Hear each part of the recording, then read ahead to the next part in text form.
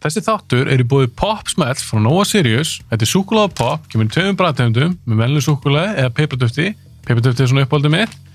Þátturinn líka í boði Doritos, snakk frá Ölgerinni. Doritos kemur í nokkrum bragðtegundum, þar á meðal sour cream sem uppáhaldið mitt. Ég vil þakka þessum fyrirtækjum kærlega fyrir stuðninginn og ég vil líka þakka ykkur fyrir að hlusta að horfa á Bíóblæður. Endilega fylgið Bíóblæður öllum þessum miðlum, YouTube, Spotify, Instagram, Facebook og ekki gleyma næst þegar að horfa á góða mynd. Kaupa Pop Smell og Doritos.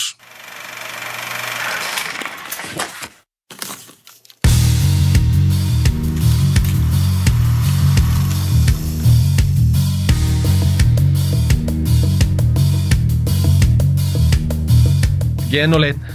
Bara ég gangandi auglýsing. Geggjaður bólur. Ég hvet fólk til þess að horfa á þennan þátt sem við vorum að taka upp núna, frekar að hlusta. Af því að Fannar kom í geggjaður ból. Takk fyrir. Og ég kom smá shoutout á Kíló, félagið minn. Ég kom í peysunni hans. Já, og hann fær skemmtilegt shoutout. Hann fær líka frí að myndasögu. Hann fær frí að myndasögu. Fannar gaf mér, heitir Myndarsögur. Sýna kamerun þetta. Að gera. Og þú ætlar að gefa Kíló eitt eintak. Já, ég ætla að gefa Kíló eitt eintak. Ég spjallaði við hann á Insta. Ég skal koma þessi hendinur hans. Frábært. Kíló dýrkar teikningarnir þínar og stöfið þitt. Já, ég fekk skilabóð frá honum og ég fekk alveg að heyra það. Takk Kíló. Gæðislegur. Kíló verða að hlusta á þátt, ég vil segja hann að verða að hlusta á þátt. Já. Af því að það sem við erum að fara að tala í dag eru þættir sem hann dýrkar. Já, dýrkar hann á líka. Ég fekk skilabóð frá honum bara í dag. Þar sem ég var eitthvað, sendi hérna í story bara eitthvað undirbúið mig fyrir Bíóblæður og sendi hérna. Þetta verður náttúrulega bara algjör spoiler þessi þáttur af Invincible. Invincible, við erum að tala alla seríuna. Já. Áður sem þú fyrir með spoilera, þá skulum við bara svona aðeins fara að létti yfir þetta. Mýkja okkur inn. Spoiler free. En ok, þú fekkst þú skilabóð frá Kíló, senda það þér í dag? Já, hann bara, þetta eru geggjað þættir. Já, ok. Og ég bara, já, þeir eru awesome. Ég er nefnilega að sagði við Kíló daginn, ég sagði ég er að fara að taka upp þátt með þér aftur. Hann bara, já, ok, hvað er að tala um? Við ætlum að tala um Invincible. Þá sagði Kíló, ég hef verið til að tala um það. En við höfum búin að plana þátt og mér varst bara geggja að fá teiknara og teiknumyndasögu höfund. Já, alltaf að koma og tala. Til þess að koma og tala um þessa þættir. Þeir náttúrulega eru teiknumyndasþættir, byggður teiknumyndasögu. Já. Þú talar aðeins um Invincible í síðast þættir sem tókum við upp. Já, ég gerði það. Hvernig kynntist þú þessum teiknumyndasögum? Ég sem sagt var ungur 18 ára gauti að leika mér að teikna og þeir tíma þá varstu mjög mikið á DeviantArt. Já. Og ég finn þess að teikna á DeviantArt. Og ég náttúrulega bara, teikningarnir eru bara ridiculous. Bara geðveitt svona inspiring. Svo ég kíki bara á mér að það sem ég er að gera, bara grubla í tölvunni alveg bara geðveitt. Og þá finn ég Invincible, bara 2008. Það var ekkert aftur snúið, sko. Ertu búin að lesa allt? Já, ég er búin að lesa allt og ég er búin að fylgjast með þessu síðan 2008. Ok, en er þetta búið? Þetta er búið. Já, ok, þannig að rönnið, þetta er bara sagan er búin. Bara öll sagan er búin. Og bara, þú veist, fyrsta serín er bara taste. Bara pingu lítið taste af því sem á eftir að koma, sko. Ok. Bara það sem mikil epík eftir. Ok. Þetta er svo mikið rugl sem við eftir að fá að sjá. Já, það í þá seríu 2, 3 og kannski alveg bara, þú veist, það er planað bara mörg ár, sko. Ok, þannig að þú dýrkar teiknumyndasögurnar. Já, ég er hardcore fan. Þetta er bara það sem lét mig, svona einn af þeim hlutum sem ýtti mér inn í það að vera bara, já, mér langar að þetta verða karriér. Þú veist, mér langar að teikna þetta. Þetta er það mikil áhrif á þig. Já. Ég er bara að sé það líka því ég var að lesa Genoleit sem þú gafst mér. Já. Fyrstu 2 tölblöðin. Það eru áhrif. Já, ég bara, ok, ég sé það að Fannar fílar Invincible. En það er svona svo gaman að eitthvað svona ultra-violence í teiknumyndasögu. Já, þú veist, og þetta sé svona visceral, þú veist, þú sést að fá eitthvað úr þessu og þetta er alltaf eins og það sem ég var að tala við í senasta podcasti að þú veist, að þessi alvöru áhrif á því að vera, þú veist, ofurhetja. Þú ert hálfgerður guð, skilur. Já, þannig eins og ef að svona fólk kýli þig. Já, þú ert bara farinn. Það er ekkert eftir. Þú ert bara dáinn, sko. Já. Það er bara svo One Punch Man. Þú hefur séð þá þætti? Já, ég dýrka þá líka, sko. Já, þú veist, hann bara kýlar eitthvað, það er bara, þau eru döðið bara. Já. Ok, þegar þú fréttir að því að þeir ætla að fara að gera seríu, Amazon ætla að fara að gera Invincible seríu og þú heyrir að þetta eru teiknimynd þættir, Já. ekki live action. Hvað fyrir genum hausinu þá? Fyrir mér var það bara, já, auðvitað, út af því að, þú veist, ég náttúrulega horfði á The Boys loksins og þú nærðið ekkit, The Boys gekk mjög vel að gera svona semi-visual dót, sko, en þú bara nærðið ekki, þú veist, þessu leveli sem þessi saga, þú veist, þarf í að gera þetta live action.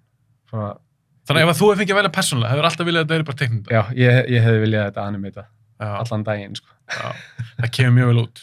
Það kemur svo svakalega vel út. Án þess að vera spoilera, við tökum bara stutt svona spoiler frí spjall. Hvernig fannst þessi sería? Geðvik. Alveg bara, þú veist, allan daginn, geðvik. Ég hef náttúrulega, þú veist, nokkra punkta til að setja á sem listamaður. Ok. En sagan, hún er betri en var í myndasögunni. Breyta miklu? Þeir breyta nokkrum hlutum, en þeir gera það bara á þann vegu að það make meiri sens og það er meira streamlinað fyrir 2021. Út af þetta var náttúrulega, þetta byrjaði 2002. Já, þetta er svona gamalt. Já, þú veist, svo að það er ákveðin sexismi í gömlu sögunum og já, sem þið tónu það niður það var bara tekið í burtu, skilur, og þetta var miklu meira streamlinað fyrir, þú veist, þetta áratímabil. Já, bara fyrir nútíma áratur. Já, þú veist, og fyrir mig gerði, þú veist, bara animeitað er miklu betri myndasaga. Bara sagan sjálf. Ef þú þyrftir að velja, þá ætlum ég að bara grilla þig. Já, endilega. Ef þú þyrftir að velja. Ég las að fyrsta séri að vera byggð á, held ég, fyrstu 23 blöðunum eða eitthvað svoleiðis, svona cirka. Já. Fyrst þess að serían betri en fyrstu 23 blöðuna af teiknimyndasögunni. Serían í heild? Já. Þú veist, hvort finnst þið betra? Af því ég las líka þegar þeir fóru svona nokkuð vel eftir bókinni. Já. Þess að sögunni. Já. Hvort finnst þið betra? Finnst þið meira ánægð út úr að lesa þetta á sín tíma eða þú horfður á þetta í sjónvarpi? Náttúrulega, ég fekk náttúrulega að lesa þetta á sín tíma og þú veist, ég verð að segja að það var meiri ánægja þar en að fá að sjá þetta í svona nútíma. Og ef ég mætti velja núna, þú veist, ef ég ekki lesi bókina, hvort ég myndi vilja sjá fyrst, þá myndi ég vilja sjá animeitaða fyrst. Já, seríuna? Já. Áhugavert. Það er mjög áhugavert. Já. Ég nefnilega ég vissu af þessar sögu. Já. Ég þekki Robert Kirkman sem gerði þetta í gegnum Walking Dead. Já, hann er alltaf algjör snillíkur. Ég nefnilega verð að segja það, að ég las bara Walking Dead eftir hann. Nei, ég hef lesið held ég ykkur 2 sögur eftir hann. Walking Dead og eitthvað annað. Mér fannst hann aldrei merkileg penni. Nei, sko, Walking Dead er náttúrulega mjög bara, þú veist, zombie never ending dót, sko. Þetta er rosa endurtegningar og hann sagði það líka þegar hann, þú veist, byrjaði að skrifa The Walking Dead, að það yrði svoleiðis og hann var að pæli að gera það með Invincible líka, sem ég er mjög fegin að hann hafi ekki gert. Og en ég hef ekki lesið mjög mikið meira með honum nema eina sögu sem heitir Battle Bob. Það er mjög snemma á hans, ferli. Það er enda mjög skemmtileg saga, en það er náttúrulega bara húmor í gegn. Ok. Ég nefnilega var svolítið svona pínu búin að afskrifa hann. Já. Að ég las einhverja 10 svona þykka bækur á Walking Dead og ég var bara þetta er bara sama. Já, og mér líka bara svona... Þetta verður svo langdreið út að þú ert að lesa sömu tugguna aftur og aftur. Þetta er bara að þið fara á eitthvað nýja stað, það gerist eitthvað, svo nýja stað, gerist eitthvað. Svo deyr einhver og þú veist, svo kemur nýr karakter inn, þú investar í honum og svo deyr hann síðan, skilur við. Já, svo kemur einhver nýr vondukall, eitthvað svona. Þannig ég fekk svona smá leiði og mér fannst líka bara svona samtölun og svona í bókinni, ekkert spes. Svo Invincible, svo heyrði ég alltaf því að þegar var Amazon alltaf að gera þetta og ég var eiginlega búinn að afskrifa þetta. Já. Ég var bara Kirkman, ég nenni ekkert eitthvað og ég hugsaði með mér, ég gleyma ít á Silent. Þá íti ég á Silent líka. Bara afsakaði þetta var aldrei gerst áður. Þetta er alltaf leið. Nú erum við sem komin á Silent líka. Djúlega fyndið þinni hritt líka, 5 minútur seinna. Það hefur verið skelfilegt. Og, já, með Invincible, ég get svo kliftið líka bara úr þættinum, ég sé ekki hvað ég geri. Þannig ég var búinn að hugsa með mér, það er að koma önnur ykkur ofurduserja. Já. Og það er svolítið mikið af ofurdudót í dag. Það eru bíómyndir, sjónvarpsþættir, allt þetta. Þannig ég er búinn að afskrifa þetta. Já. Svo fór ég svona að heyra út undir mér, frá fólki sem ég þekki. Já, og svo er þetta farið að vera mýmað í döðlu. Já, einmitt. Og ég hugsaði mér, ég kannski var að tjekka á þessu. Fyrir það svona minn efna. Já, þú var búinn að tala um það. Og ég vil bara segja núna, því mér langar að segja hann fara í svona bara spoilerspjall, á hann fyrir Já. það, bara segja stuttlega frá, mér finnst það frábærir. Já. Geggjuserja, mæla eindri með að fólk horfa á þetta. Já, ég líka. Allan daginn. Þeir eru áhugaverðir, þeir eru spennandi, þeir eru skemmtilegir, frábæri karakterar, flottur hasar, það er brútalatriðinni. Og líka bara karakterbyggingin, tensionið sem hann gerir fyrir karakterin er bara insane. Þú veist. Við leikið, flottir leikara. Já, bara þú veist, voice actorarnir eru bara... Þetta er brjála kast. Þetta er bara fárlegt kast. Já. Bara hvað er í gangi? Þannig já, við bara segjum fólki að kíkja á þetta. Allan daginn. En núna ætlum við kannski að spoila, af því ég vil bara taka það strax fram að þetta er svona ný serja. Já. Við erum að fara að eyðileggja seríuna. Mjög mikið. Alveg bara, þú veist. En samt, ef þú veist, ferð fram með þennan punkt og þú heyrir mig tala af ástriði yfir þessu, þá hveti ég til að horfa á þetta. Ég held að ég muni kannski náði þér meira með að tala um þetta, bara þeirri ástriði sem ég hef við þessari sögu. Þannig að bara fólk veit af því. Við erum að spoila núna. Já. Ok, við erum búin að vara fólk við. Þessi sería maður. Hún er biluð. Þetta er bilað stöf. Og sérstaklega, við náttúrulega förum aðeins frá fyrsta þætti yfir í síðasta, en sérstaklega síðustu 2 þættir. Bara, þú veist, það er brjálaði. Það er svo mikið bull. Mér langar samt að spyrja þig, hvernig fannst þér fyrsti þátturinn? Og þetta byrjar allt svo rólega. Þetta byrjar svo, þetta er bara, þú veist, þetta er sama formúlan og DC, þú veist, þeir eru með nánast sama kastið. Þú veist, það liggur við að Batman sé þarna, skiljur við. Já, ég veit, þetta er allt karakter að byrja og ég meina svo detektifinn, hann er kannlega Hellboy. Já, akkurat. Bara, þú veist, það er bara allt tæknilega copy-pasteað þarna inn á og þetta byrjar bara alveg eins og í hver annari DC eða Marvel Animated Movie. Já. Og hvernig fannst þér síðan loka senan? Þegar hann bara, þú veist, tekur sér til og drepur settið. Það var pínu fyndið, af því að þegar ég var að horfa á þetta, og ég þekkti sögun ekki neitt. Já. Þekkti hann ekki neitt. Þegar ég er að horfa á þetta, og þátturinn byrjar, eins og segir, svona basic. Já, mjög basic. Og ég hugsaði mér, ok, svo fyrir að hugsa þeir kynna eitthvað svona eins og Justice League, Guardians of the Globe. Og ég hugsaði með mér, djöðlar er cool. Ég hugsaði þetta, andjóks. Ég hugsaði, djöðlar er cool ef þau myndi að deyja í þessum þætti. Ég hugsaði það, ándjók. Nei. En ég hugsaði líka með mér, nei, ekki séns ég fái það. Já, það er ekki að fara að gerast. Það er ekki að fara að gerast, hugsaði ég. En ég hugsaði, djöðl væri það töff. Herðu, svo líður þátturinn og maður kynnist Omni-Man, sem er semst Nolan, sem er inni bara Superman. Já, hann er bara, þú veist, Superman Þetta er basically bara Superman. Já, eina sem vantar er laseraugun, sko. Já, og hann endar á því, þetta er alveg svona twist í lokin, þetta er svaka sjokkar í lokinum þættinum. Hann drepur all liðið. Já, hann bara drepur settið. Já, og hann á nefnilega að vera hetja. Já. Hann á að vera góðugæn. Drepur alla kartina, þá er ég bara, ég er all-in. Já, þú veist, sérstaklega út að þú ert búin að fá að sjá, sko, karakterinn hans, það sem hann er að, þú veist, tala við son sinn og... Fjölskyldufaðir. Já, og þú veist, þetta virkar allt svo heilbrigt, skilurðu.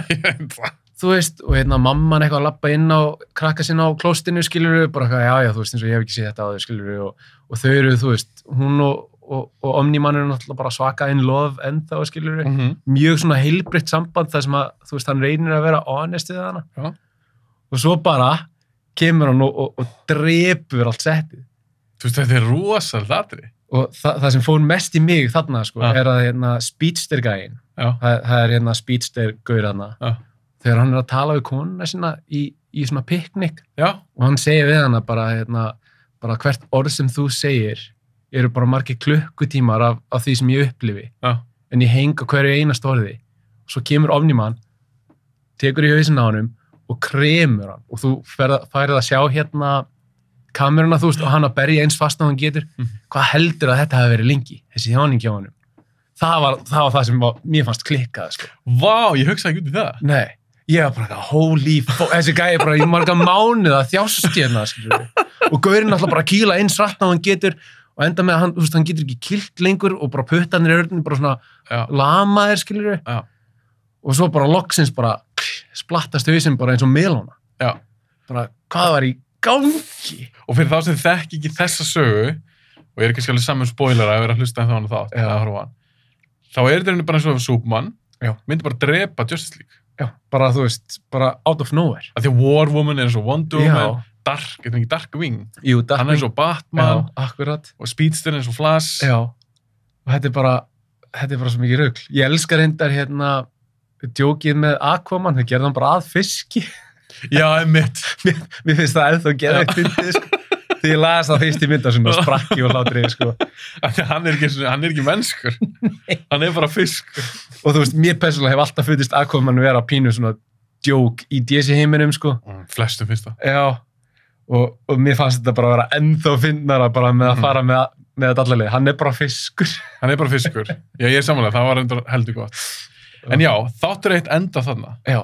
Og ég var bara eitthvað, shit, ok, ég verða að vera næsta þátt. Já, það var bara vissur alveg myrður liðið. Já, og ég hugsaði mér, hvað var að gerast núna? Já, og þú veist ekkert hvað var að gerast núna. Ekki neitt. Að því að þú segir, þetta byrja basic, svo endar það svona, og þetta er alveg bara svona, wow.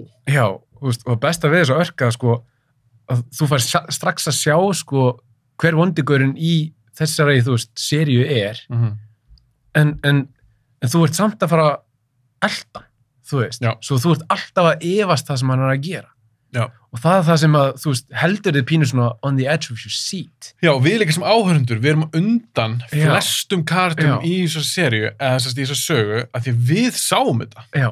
En það er sonar sá þetta ekki, konar sá þetta ekki. Það veit þetta enginn, sko. Það veit þetta enginn. Nei, nema bara við. Við sem áhörundur. Og það versta, og mest áhugaversta sem mér finnst, mér finnst Omniman vera, þú veist, mest áhugaversta personin í þessum heimi, sko. Sammála. Og þú veist, þú farið að sjá innsýn inn í, sko, hans humanity líka. Það er að hann er alveg góður, þú veist. Hann er einhverju leyti. Já, einhverju leyti. Og þetta er bara... Er það uppáhaldskartinni? Já. Já, minn líka. Bara, þú veist, ég á mig nokkra, sko. Já. En hann er einn af mínum alveg bara all-time uppáhalds. Já, ég er sammála. Ég var svo spenntur að spyrja þig hver var þinn uppáhalds. Já. En Omniman er einmitt mjög áhugaður og svo kemur að setna í ljósu seríunni þegar hann er að tala að því hann er í rauninni geimvera, eins og hann tala hann er svona Superman. Hann er frá plánutu og þegar hann segir stráknum sinni frá alvöru sögunni, hvernig hans plánutu er. Já. Það er hardcore dót, sko. Ég veit að, þú veist, hann byrjar náttúrulega með svo mello sögu að þetta byrja mjög Superman-legt bara, já, við erum hluti af Viltrumites sem búa á þessari plánutu, skiljuru, og við erum mjög góð tegund og við viljum, þú veist, fara, við erum senda á marga mismundi plánutu til að hjálpa fólki og við erum bara svona guardians. Nei. Það er ekkert svoleiðis. Það er kjaftaði. Það er bara algjört kjaftaði. Svo bara kemst að því að það var bara bilað svona kölling. Já. Bara, þú veist, bara nasista, þú veist, shit, það sem bara öll plánutu bara tók sér saman og drap bara alla veikustu hlekkina. Þetta var bara hardcore útgáfa af svona survival of the fittest dæmi. Já, bara, og þeir sem bara kom út á toppinum voru bara the elites. Já. Og þeir ætluðu bara að fara bara á næstu plánutur og conquera. Já, bara sigra alheiminn. Já.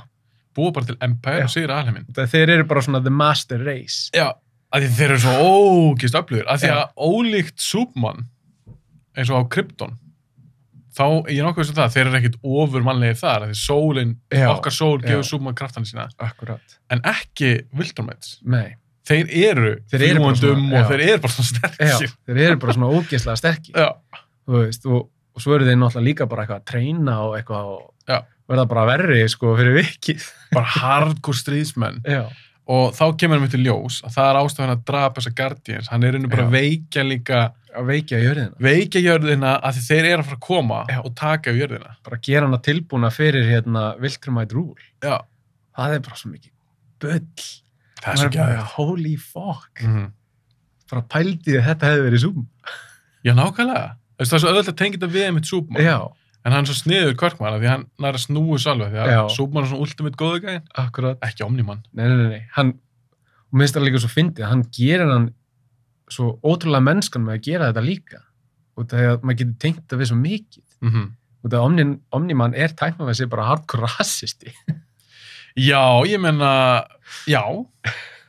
Allavega hann elskar bara sína þjóð. Já, þú veist, hann er alltaf búin að vera að heila þau inn í, þú veist, 1000 ára bara að hans þjóð sé besta þjóðin og hans pláneta. Hann hefði örugglega skilið Hitler. Alveg mjög mikið. Skilur, hann er alveg þannig, hann er bara algjörður bara nasisti. Já, hann er eiginlega bara nasisti. Já. Það var úrslega spes að segja þetta, að líka einhverju geimveru við nasista. Já, ég líka í einhverju teiknumyndasögu eða teiknumyndaseríu. Þessum þetta áhugavert. Ég veit það. Mér finnst það líka bara mjög vel skrifað. Mér líka. Þetta er svona spennandi. Þetta gerir hérna ofurhetjunar svo skemmtilegar út að þetta er annarkvort svart eða hvítt. Já. En þarna færðu bara shades of grey. Já. Þú veist ekki, það er engin alveg 100% góður og það er engin 100% vondur. Nei. Og það er það sem mér fannst svo ógeðslega áhugavert þegar ég byrjaði að lesa hana, sko. Já.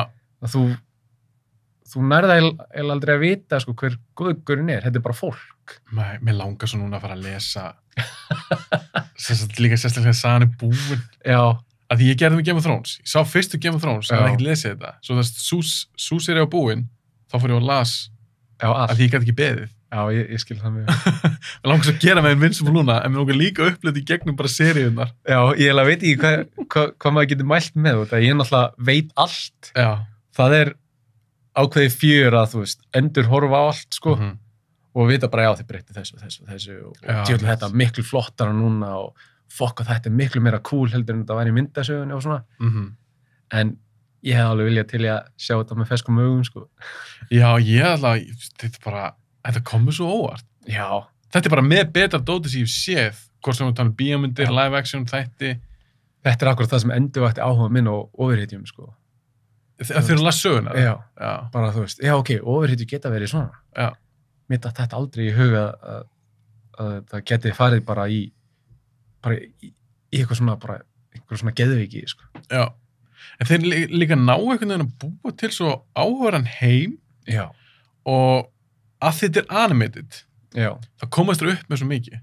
Ekkert smá, sko. Og þér finnst ekkert skrítið þó allt í einu komi einhver geimvera, allt í einu kemur einhver gæi sem er að ræna fólki og breyta því hálfgerða eitthvað vélmenna. Já, animated. Eitthvað, þú veist, þetta er svona alls konar rugl. Já. En þetta er einhvern veginn meikar svo mikið sens í þessum heimi og það sem ég veist best í þessu seríu, að mér varst eiginlega allir karakterinu góðir. Já. Hann gefur þeim ákveðið líf, náttúrulega, hann gefur flestum karakterunum eitthvað ströggul, sko. Og það er það sem gefur þeim svo mikið líf, að þú veist, þau eru öll með sín vandamál sem þau eru að díla við. Já. Eins og hérna Mark, sem er aðalhetjan. Þú veist, pabbi hans er Omniman og þú færð að sjá úslega mikið í seríunni, að þú veist, pabbi hans er búin að koma með ákveðið front, þú veist, hann er basically Superman. Já. Og Mark er allan tíman bara, ég vil vera eins og pabbi minn. Bara allan tíman. Já. Bara, akkur er ég ekki sterkur eins og pabbi og bara, ég vil vera eins góður og pabbi og ég vil geta gert góða hluti eins og pabbi og svo bara farið að koma í endanum og það var bara öllu snúið á kólf, sko. Þetta er bara eins og því við vorum að tala um bara Hitler, nazisma. Já. Þetta er næstuð eins og þú myndir halda pabbi þinn væri Superman. Já. Svo kemur ljós, hann er bara Hitler. Já. Í alveg tala, það er það mikill munur á. Já, og það bara, þú veist, heimurinn bara snúið á kólf. Já. Bara hart 180, sko. Já. En það alltaf kemur ekki ljós fyrir bara svona í lokin. Já, alveg í lokin, sko. En í middildinni þá byggja þetta svolítið skemmtilega upp og við fáum að fylgjast með Mark. Bara, þú veist, að þroskast. Þroskast, læra að vera hetja. Af því að var ekki bara í fyrsta þættinum þá fær hann rauninni kraftana sína. Jú, hann fær kraftana fleiri einhvern ruslapóka þarna lengst út í geim. Það var þetta geggja. Fyrsta fyndið. Af því hann var rauninni ekki með kraftana þegar hann var barn. Já, og bara, þú veist, hvað hann er 17 ára núna, sko. Já. Þú veist, þegar hann loksins fær kraftana. Já, það byrjar að fá kraftana. Já. Og þá einmitt kemur í ljós að hann er alltaf hálfur maður og hálfur vildrumætt. Já. Sem ég slíka alveg mjög áhugavert. Þetta er svona ákveðin tókstrita. Já, akkurat. Sérstaklega í lokin, þá þarf hann svolítið svona... Hann þarf mjög mikið að pikka sæt, svolítið. Já, bara, þú veist, hvor meginn ætla ég að vera? Hvor meginn á línunni? Já. Og inn í þetta koma skemmtilega personur eins og það var ein persóna sem ég held er svona eitthvað, oh my god, en svo fannst mér geðveik, það er Cecil. Já, Cecil er góður. Já, því ég held einhvern veginn er svona, þetta er svona ekta government-gaur, þetta er eitthvað svona eins og SHIELD, kannski Marvel, er svona sjáum ofurutjur og eitthvað, og ég held bara eitthvað, þetta er svona eitthvað jakkafattur gaur og hann leðilegur. Já. En hann var áhugaverður en ég held. Hann er mjög áhugaverður og hann verður áhugaverðari því meira sem kemur inn í söguna. Út af því að hann er pínu, hann sér þetta pínu svona, þú veist, bara heimurinn er shades of grey og, þú veist, ég veit, þú veist, hann fær að vita mjög snemma í seríunni að, þú veist, þetta var bókað Omniman sem drap liðið. Já. En hann vill ekki, sko, þú veist, íta á fílinn, sko. Nei. Þú veist, hann er alltaf að reyna að, þú veist, átta sig á, sko, hvað er í gangi og af hverju gerði hann þetta og hann vill alltaf bara, þú veist, hann er að reyna að halda alltaf bara góðu þanga til og er líka að búa til consistency plans, þú veist, ef þetta skildi nú fara, þú veist. Já, því hvað myndur þú gera ef þú kæmist að því að einmitt eins og Superman væri bara hardcore morðingi bara einhvern nasisti bara hvernig er alltaf að stoppa? Veit það ekki. Þú ringir ekkert á lögguna, sko. Nei. Sérstaklega þú ert gaurinn sem það er hringt í ef þetta gerir. Já, nákvæmlega. Hvað ætlar að gera? Það er nú málið. Þú veist, þetta sópar öllu undir teppið og þú veist, reynir að halda öllu góðu eins lengi og getur og reynir að finna af hverju hann gerir þetta svo gæti kannski samið við hann eða eitthvað, skilur. Já, algjörlega. Og ég meina, og það sem ég fíla líka við Cecil er að hann er klár. Hann er svaka klár. Ég fíla hann nefnilega að því að Omniman er líka alveg, hann er ekki vitlaus. Nei. En ég fílaði að það voru ekkert allt kjánar bara. Nei, akkurat. Eitthvað svona, ég næði að plata ykkur alla. En það voru strax, eins og líka Dark Blood. Hvað heitir þetta? Detective djöfulli. Jú, það er Dark Blood. Dark Blood? Damien Dark Blood. Damien, já. Já. Þess að hann er strax farin að gruna Omniman. Já. Hann byrjar að rannsaka þetta. En Cecil líka, mér fannst það svo geðveikt. Já, mér finnst það mjög, og hann sást líka þegar hann var að rannsaka. Hann var að fara í taugarnar á Cecil, sko. Það var komin alltaf nálægt. Já. Og Cecil er farin að vara hann við. Já. Gaur, hættu þessu. Já. Þú veist alveg hvað gerist ef þú heldur áfram. Já. Og svo náttúrulega bara hélt hann áfram og Cecil bara losaði sig við það. Það var ógeðslega cool hvernig hann gerði það. Það er líka svo fyndin setning, bara eitthvað, út af því hann náttúrulega, þú veist, frá helvíti og þeir senda hann til helvítis. Þess að trikka hann og senda hann til helvítis. Og kemur samstarfsfélagin bara eitthvað geðið leiður og hann bara hafði ekki ágjur, hann er ekki dauður. Og hann svona snýr sig við Cecil bara eitthvað, já, hann er í helvíti, er það ekki verra? Já, hann segir, hann er ekki döður, hann er bara í helvíti. Já, er það ekki verra? Já, er það ekki verra? Já, svo er bara kött á það. Á þetta atriði. En ég meina, þetta er heimil hans. Já, ég meina, hann kom þaðan. Hann kom þaðan. En mér finnst það svo töff að þeir voru ekki gerðir einhvernum kjánum. Nei. Og það gerir þetta svo spennandi að því að þú sem áhorfandi ert allir tíman að hugsa með þér, af hverju gerði Omniman þetta? Já. Hver er ástæðan? Þú veist allan tíman að reyna að leita þessar ástæði. Já. Þú færði vel ekkert að vita. Nei, og meðan í serían eitthvað svona að liða þess á hana, þá er hann alltaf að reyna að treyna líka Mark. Já. Og þú sérð hann, sko, þú sérð Omniman vera svona í internal struggle þegar hann er að treyna Mark. Já. Eins og þegar hann kýlir hann upp úr þurru. Og það er bara, þú veist, fyrsta skipti sem að hann er eiginlega að fara með hann út og þjálfa hann, sko. Já. Hann er eitthvað að reyna að fljúga og eitthvað og er alltaf að detta og eitthvað. Og svo kýlir hann son sinn og þá sérðu, þú veist, svipinn á hann. Þú veist, og það er að hann er bara pirraður. Og af hverju svona hann sé ekki bara orðin sterkari strax og eitthvað og þú veist, út af þetta er, þú veist, Viltrumite blood, skilur og en svo leið og sko sonurinn hans er á jörðinni, þá allt í hennu kikkar inn mennska eðlið hans. Já. Og hann er bara oh shit, fyrirgeðu. Bara fyrirgeðu. Greiði kallið minn. Já. Og það er líka áhört af því hann segir líka í lokin, svo talar hann er svo gamall. Þessi Viltrumite, þeir elda svo hægt. Já, bara þú veist, 1000 ára er bara, þú veist, eins og bara 1 ár hjá okkur, skilur. Já, þannig að þegar hann kynnist Debbie, heitir hann ekki Debbie konuns? Jú. Þegar hann kynnist henni og þau eignast Mark. Já. Að þetta er svo stuttu tími, þú veist, 17 ár fyrir honum er svo stuttu tími. Já, þetta er engin tími, sko. Þetta er engin tími, en samt náðu þetta að hafa eitthvað svona impact. Já, alveg svak áhrif á hann, sko. Já.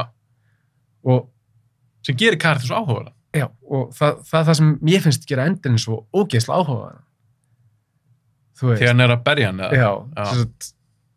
Við fara að þanga strax, eða? Já, förum bara frá hann tilbaka. Ok. Þetta er svona frjálslegt spjall. Já, ok, og það ég er spenntur að tala um það. Þegar hann, þú veist, fer að sinni sínum og segir náttúrulega bara, þú veist, að þetta sé bara allt bara bullshit og hann náttúrulega bara komin náttúrulega að konkura og mamma sagði bara verið hálfgert gæludýr. Það er ógeðslegt að segja þá setningum. Bara holy, þú veist, bara hjartaðið bara sekkur, sko. Já. Og Mark er náttúrulega bara, nei, ég trúi þér ekki, þú ert ekki pabbi minn, bara ég þekki þig ekki og svo bara byrjar Omniman bara að berja son sinn í köku. Bara, þú veist, kýla, þú veist, 1 högg frá honum, bara hann fer bara í gegnum einhverja borgir og þú veist, og greiði sonurinn allan tíman að reyna að bjarga þeim sem eru í kringum sig og svo pappans bara, þú veist, þetta tilgangslaust. Já. Þú veist, þetta fólk beneath you. Já. Þú veist, þú ert vilkelmætt og þetta fólk bara skiptir ekki máli. Nei. Það rosalega þegar hann að tala það. Já, bara þú veist, þetta bara sekundubrót hjá okkur. Þetta fók sem á eftir að hverfa bara eftir 100 ár. Já. Þú veist, hvaða máli skiptir að þessi gæði deyr? Já. Og ég, allan tíman þegar ég að horfa á bardagan og Mark náttúrulega neitar þessu allan tíman og bara heldur áfram að berjast, bara stendur upp aftur, trekk í trekk, eftir hvert einasta högg sem pappan skefur honum og bara mannsfjöldan sem bara deyr í þessum bardaga. Já. Bara þú veist, ég veit ekki hvað mikið fólki deyr í þessi bardaga. Það rosalega mikið maður fara að sjá það, sko. Já, en mér finnst það að vera svo mikið, sko, pappi hans að reyna að sanna þetta fyrir sjálfu sér. Já, algjörlega. Hann að reyna, sko, með því að fá son sinn á sitt band, þá hann búinn að sanna það fyrir sér að hann hefur rétt fyrir sér. Já. En hann bara fær það ekki. Nei. Og þá lendum við í eins og lestaratriðinu. Þegar hann tekur son sinn upp bara á hausnum, heldur hann fyrir framan bara brunandi lest og þeir fara í gegnum hana. Já, og í gegnum lestina og í gegnum alla sem Já, bara þú veist, tugi manns. Já. Þú veist, og þetta bara eins og einhver bara tróði putti í gegnum bara smjörstykki. Já. Þú veist. Það geðveikt. Það svo rugglað. Maður líka bara, að þegar ég var að horfa á þessu þætti, ég glemdi ég bara strax, að því mér veist svo vel skrifaðir. Já. Ég glemdi ég bara að horfa á eitthvað svona teiknum. Já, ég líka. Og svo þetta lestaratrið kemur, þá var ég bara eitthvað, shit. Hvað í gangi? En þú sér fólki bara springa, sko. Já. Bara blóðslettin. Já, þú veist, þau bara fara í tvenn, bara, þú veist, og hann eitthvað svona að reyna að veifa þig frá sér og þú sér þið, sko, þegar ég náttúrulega endurhorfði á þetta aftur. Þú sér þið í animation, þegar hann veifa frá sér eitthvað fólk, sko, þá er hann bara að skera þig í tvennt og hendurna bara fara, sko. Já. En þú veist, þetta náttúrulega bara venjuleg viðbrögð. Já, algjörlega, maður. Maður bara eitthvað, holy fuck. En það er líka svo flott hvernig þetta teiknað. Já. Bara sjónarhornir, skotin. Já. Þetta svo klikkað. Ég var líka bara, ég var alveg smá blown away. Ég líka, Var þetta atrið í sjónum? Þú veist, var það eitthvað svona lestaratrið? Það var lestaratriði, en það var ekki svona visual. Í myndasögunni, ég held að maður ekkert að spoila henni núna. Nei. Já, en í myndasögunni, þegar hann kýlir sér svon sinn, þá kýlar hann í gegnum sko lestastöð, en þeir fara sko í gegnum jörðina sko og inn í lestastöðina, en það sem hann tekur svon sinn upp sko og heldur honum, það var aldrei í myndasögunni. Já, þeir hafa bætt því við. Já, en í myndasögunni þá sýnaði náttúrulega skalan af skaðunum, öll hin atriði eru mjög svipuð, en þetta lestaratriði fannst mér vera mjög góð bæting með því að sýna að Omni-Man þú veist, að berjast við sjálfa sig þarna líka. Hann er að reyna að sanna fyrir sjálfa sér og Mark að þetta bara einhverju maurar. Já, hann er að reyna að halda ennþá í þetta vilturmætt eðli eða... Í þetta brainwashing sem hann er með. Já, í þess að tryggð sem hann heldur hann sé með sko gagvart plándur sinni. Já, eitthvað sem hann er náttúrulega búið að vera alast upp með honum í 1000 ára, sko. Já. Það atrið í rauninni, lestaratrið, allt þetta þegar þeir eru að slást. Eða slást, ég meina, Omni-Man bara rústar hann. Já, þetta er bara one-sided fight. Já, þetta er einmitt. Og svo byrjar hann að kýla hann. Trekk í trekk. Hann fyrir með hann á hafsbotn, hann fyrir með hann í gegnum fjall eða eitthvað og byrjar að kýla hann trekk í trekk. Þannig upp á fjalli og hann er ón á honum. Þú veist, hann liggur bara svona ón á honum og svo bara hamrar hann á honum bara eins og górilla. Þetta er svo rosalega atrið með það. Og mér finnst geðveik setning. Þegar hann er að berja hann. Já. Og svo hans klippt yfir í þegar hann var ungur Mark. Já. Og var að spila baseball. Akkurat. Og pappa hans var að horfa á hann þar og eitthvað. Og maður sér svona, hann er ekki alveg að kaupa þetta fyrst. Hvað er að gera hérna? Ég getur að gera eitthvað annað en að horfa á þetta viltum að eðli. Já. Aftengja sig frá þessu. En svo einhvern veginn, svo sér hann son sinn. Já. Bara þegar hann lítil gutti og hann slæðir eitthvað bolta og gengur vel í þessum afbyrðarleik. Þá svona byrjar Nolan, Omni-Man, byrjar að brosa og svona, hei, sonur minn, flott. Akkurat. Svo klippar aftur í og þá er hann bara með blóð og nefa og er að berja son sinn. Hann er með þess að búin að berja tennur úr honum. Og hann er að segja við hann í rauninni, bara við son sinn, af hverju það berjast fyrir þetta fólk? Eftir 500 ár, þá er allir dauðir sem þú elskar. Hvað hefur þá? Já. Þá segir hann, ég myndi hafa þig, pabbi. Já. Og þú veist, ég fæ bara gæsa á núna. Já, ég með gæsa á. Þú veist, þetta er svo geðvig sett. Þú veist líka, ég er alltaf nýbúin einu son. Já. Og og ég tengdi bara eitthvað svo við þetta. Ég tengdi svaka, ég var bara með tárin í augunum. Já, þetta er crazy. Ég var með tárin í augunum þegar ég last í fyrsta skipti og ég er ennþá með tárin í augunum þegar ég er að horfa á þetta í annað skipti. Já. Og mér fannst það svo áhugavert þegar við klippum inn í hann sem lítinn son. Mér finnst það vera svo mikið að þegar Debbie konuna sér að útskýra fyrir honum hvað þetta er. Þú veist, hann er að fá að sjá með augum krakka síns hvað heimurinn er æðislegur. Já. Að fá að upplifa þetta allt aftur. Já, gegnum bandið sitt. Já. Og bara að það veiti hún svona mikla gleði.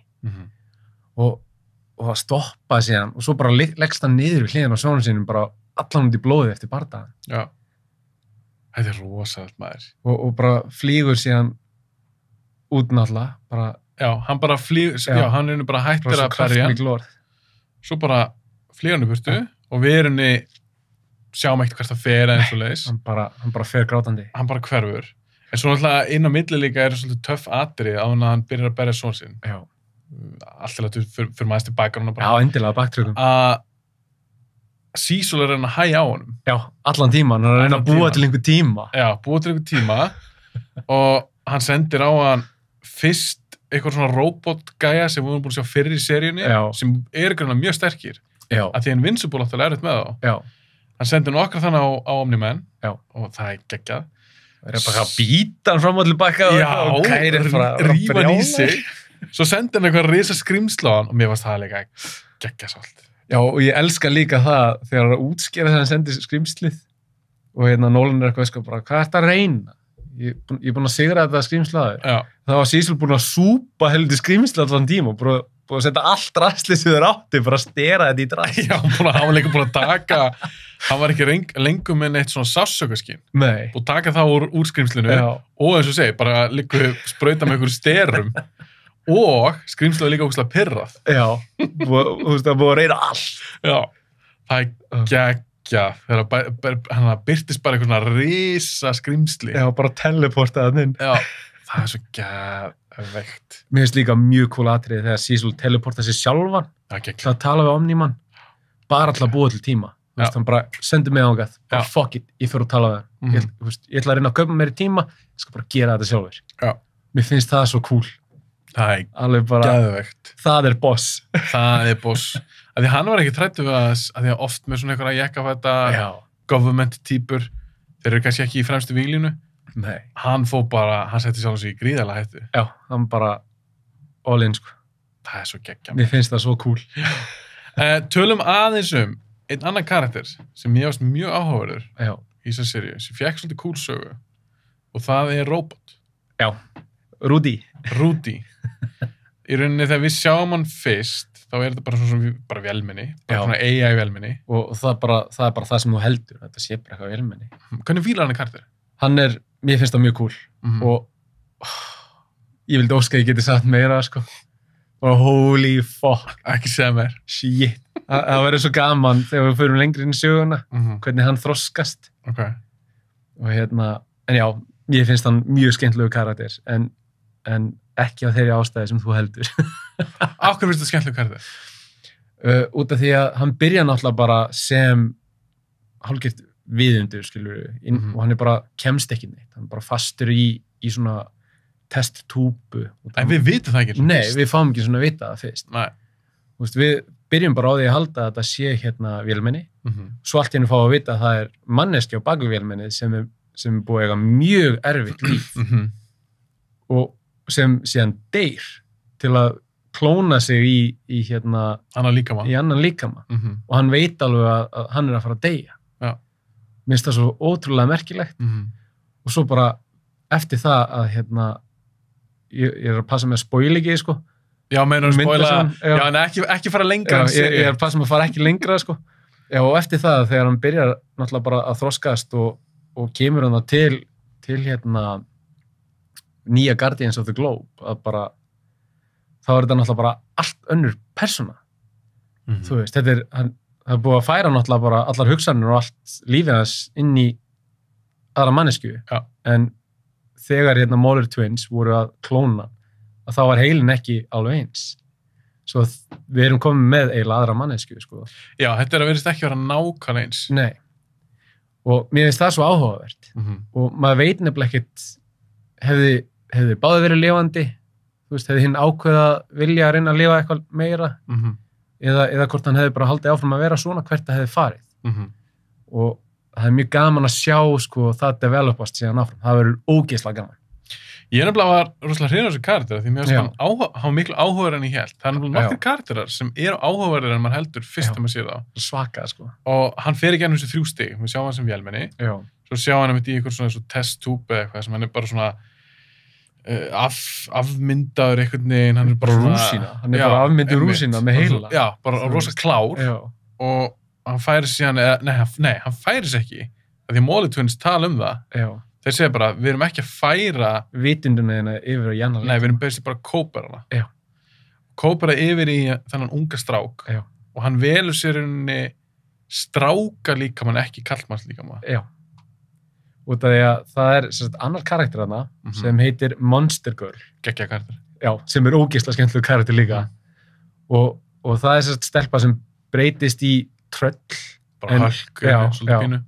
En bara í hvert einasta skipti sem það gerist, þá yngist hún. Sem er frábært konsept. Það geggja konsept. Þú veist, að bara fórnina sem hún þarf að færa til að vera ofurheiti er bara crazy, sko. Já. Og hann gerir þetta til að, þú veist, tengjast henni meira. Út af því að hann er eitthvað skotinn. Já, alveg bókaði, sko. Af því hún er líka, ég heldur sér 25 ára, en lítið eftir að vera kannski 14 ára eða eitthvað. Já, og hann er 30 eða eitthvað svoleiðis. Já. Og hann náttúrulega klónar sig eftir öðrum Guardian of the Globe. Rex. Já. Hvernig fílar Rex? Rex er náttúrulega algjör douchebag. Algjör douchebag. En en skemmtileg svona. Hann verður líka skemmtilegri því meir út að hann fær örk til að verða betri. Þetta er svo þroskast. Já, og þú veist, þú byrjar að sjá það í endanum á þáttunum þegar hann byrjar að þrífa blóðið eftir Omni-Man fyrsta bardagan, sko. Já. Hann er ekki á sama stað sem karakter í lokseríunni sem var í byrjunseríunnar. Og ég dyrka það. Og þetta er bara ótrúlegt að það er svo stórt kast þarna. Það er svo mikið á karakterunum. Og þú færð að eiginlega að sjá alla karakterana þroskast. Mér finnst það ótrúlegt hvað er hægt að gera bara á, þetta er 8 þættir, 40 mínútur hver þáttur. Já, en það er samt sem er líka svo cool þess að þættir. Af því að oftast eru teiknimynda þættir ekki 45 mínútur. Nei. Þetta er bara svona live action þáttur. Já, alveg bara allan daginn, sko. Og það gefur þessu rosalega mikið. Það gerir það, alveg svo mikið og það er til svo mikið á flottum sinnum. Það er sem þú sérði, sko, karakterina vera svo mennska. Já. Og þetta er mjög mikið, ef við förum aftur í Mark, aðeins aftur í söguna, þegar eins og ég sagði í byrjun, hann náttúrulega líta gett upp til pappa síns og pappan sér náttúrulega farin að haga sér pínu asnalegri heldur en hann var. Já. Og hann byrjar að vera cocky, hann Mark. Og hann er það er eitt atriði þar sem hann er að lenda í garðinum heima og mamma hans kemur bara, hvað er þetta að gera? Og það er fullt af hólum í garðinum. Já. Og hann er bara, ég er að æfa mig, skilur. Og hún byrjar eitthvað að spila það og hann segir bara, þú þarft að fara inn og ég man ekki hvað var nákvæmlega, hvort hann ætti að fara inn og gera heimalærdóminn eða eitthvað. Og hann segir bara eitthvað, make me. Og þá kemur hún bara eitthvað, heldur þú sért eitthvað stóru við að segja þetta? Þú veist, finnst þið þetta að vera eitthvað merkilegt að ég geti physically ekki tekið þið inn og látið þið læra? Þú veist, hún bara tekur hann bara mentally niður. Lækkar hún og rostar. Já. Og þá náttúrulega brotnar hann niður og bara segir bara, já, þú veist, mikil pressa á mér og þú veist, ég vil vera eins og pappi og ég vil vera, þú veist, tough guy og eitthvað svona. Og hann náttúrulega bara setjast þau niður og þau hafa bara heart to heart. Þú veist, þetta er svo gott bandi líka. Já. Og þú veist, ég tengdi ógeðslega við það. Við að vera svona cocky strákur og mamma að taka mig niður. Þú veist. Já, þess svona virkar ekki þessi saga. Já, svo svakalega. Hún er grounded á stöðu af því hún er svo out there. Já. En af því hann er með svona atriðin á milli, akkurat. Þetta er svo, þá verður þetta svo geggja. Já, þetta verður bara gullið, sko. Já, mér fannst líka, það er ein saga í einu þætti sem mér fannst hrikalega skemmtileg og það er með Titan. Já, ég var akkurat á vona að við myndum taka það líka. Já, mér fannst það mjög áhugur karakter. Hann er basically svona Luke Cage karakter. Já, mjög mikið. Hann getur henni bara búið til svona einhverja steina húð og mjög sterkur. Og hann á fjölskyldu, hann í glæpum, hann vill helst ekki vera í glæpum, Já. það einhver gæi sem yfir honum, sem ég veist þetta mjög skemmtilega líka, Machine Head. Já, það er mjög skemmtilegt. Það er mjög skemmtilegt. Og það kemur svona krimma saga inn í einu þættinum og hann fær mark akkurat til að koma að hjálpa sér. Já. Mér finnst það geðveikur þáttur. Mér finnst það líka mjög góð þáttur. Og þetta var líka einn af hlutunum sem grándar aðalítuna Mark svo mikið. Út af því að pappa hans er alltaf bara big picture stuff, þú veist. Þetta er bara fyrir neðan þig. Og meðan mamma segir bara nei. Þú veist, gerðu það sem þér finnst vera rétt. Já. Þú veist, ef þú heldur þú getur hjálpa fólki og og alveg saman hvort það hafi farið verra eða rétt, skilur að þið myndi líða betur eftir á, þá náttúrulega gerur þið það. Já. Og hann náttúrulega bara ákveði þá að fara á hjálp honum.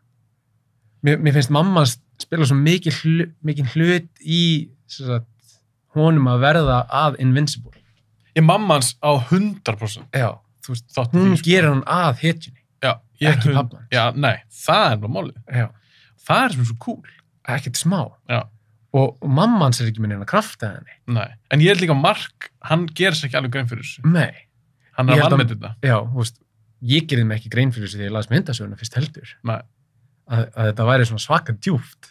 Það er bara málið, þess vegna er þetta svo djúpt. Já, það er hægt að kryfja þetta svo ógeðslega djúpt. Algjörlega. Og mér fannst líka áhugaverð setning sem að Omniman segir við konuna sína, Debbie, þegar þeir eru að tala þetta. Já. Og ég held að orðið þannig að hann segir henni Mark á ekki að bjarga lífum, hann á ekki að bjarga lífum, hann á að bjarga milljónum. Já. Að því eins og þú segir, hann er alltaf að hugsa svo stóru myndina. Já. Nolan er drullu sama einhverja einstaklinga og ekkert að pæla í maður. Hann er skít sama. Já. En mér finnst bara svo áhugaverð setning bara, nei, hann á ekki bara bjarga mannslífum, hann á að bjarga milljónum. Já. Svo mér finnst það mjög áhugaverð setning hjá honum. Mér finnst það mjög áhugaverð setning, sko. Þetta segir svo mikið hann. Já, akkurat. Og svona hans ströggul á að vera, sko, bæði viltrumætt og mennskur og það að, hann er að reyna að gleyma ekki, náttúrulega aðal ábyrðinni sem hann fékk, að þú veist, konkara þessa plánuti. Já. Mér finnst það ótrúlegt, sko. Það er geggjað, sko. Svo er nokkur atriði sem með honum, með Omniman, svo, man ekki hvað þetta var, ég held sér frekar snemma í seríunni. Já. Þá fer hann, allar þessar gemburu sem alltaf ráðast á. Já. Hann fer á heimaplánutu þeirra, fyrir gegnum eitthvað svona portal. Já. Og bara rústar. Ég elska, það er líka ein setning sem hann segir þarna, þegar hann kemur þarna, bara þetta er ekki plánetan fyrir ykkur til að kankara. Já, einmitt, já, hann segir það. Sem meikar alltaf miklu meira sens þegar þú veist. Já, leiður úr komin í endan, sko. Ég var búin að gleyma þessa setningu. Hann segir það. Hann segir það og svo bara fer hann og tætir plánundin í sig maður. Það er svo geðveikt atriði. Og líka bara tónlistir og allt. Þetta var bara svo epískt. Og það er flott tónlist þarna, eitthvað svona hip-hop tónlist. Já, það eru einhverjir sem er að segja, sko, tónlistinnar hafi verið aðeins mikið upbeat og pop eitthvað. Já, það geggja. Mér finnst það geðveikt. Ég alveg bara, maður einhvern veginn kemur sér í takt og maður farin allt í að Spotify-a tónlistina, sko. Já, það er flott lög þarna, flott tónlist. Fullt af flottum lögum þarna. Og þeir ná manni bara svakalega. En það er líka út af því það er góð persónusköpun. Já, ég held það allan tíman og þeir sýna svo mikið, sko, hvernig karakterinir eru og þú veist, hvernig heimilislífið er, sérstaklega hjá aðalkarakterinum. Já. Og þú veist, það sem ég finnst gera líka Omniman svo ógeðslega merkilegan er það að hann lýgur þannig sér aldrei á konunni sinni. Ef þú hlustar á það sem hann segja, hann segir aldrei, sko, einhverja lý. Þú veist, hann svona hvítar þetta, sko. Hann segir að, þú veist, segir svolítið heldur að ég hafi gert eitthvað sem er rétt. Veist, já, ég skilji. Hann passa sig aldrei að segja hreina lý og svo ber hann að treysta sér. Áhugavert. Og hann er að, þú veist, mér finnst það sína svo mikið hann að ströggla að halda í þetta humanity. Að konan hann sé svona stóra tengingin. Þú veist, og sérstaklega þegar hann er búin að drepa Guardians of the Globe og þú veist, við komum nokkra þætti inn og hann er að verða svona pínu pirraður, að hann sér Debbie pirraðar líka og hann bara eitthvað, já, ok, herðu, ég held að það sé gott fyrir okkur að taka frí saman, njóta okkur saman og þau fara bara á eitthvað date í hvað var það, 2 vikur eða eitthvað? Já, Ítalíu. Já, þú veist út af því að honum ekkert sama. Nei. Þú veist, mér finnst að sýna svo mikið að honum ekkert sama. Nei.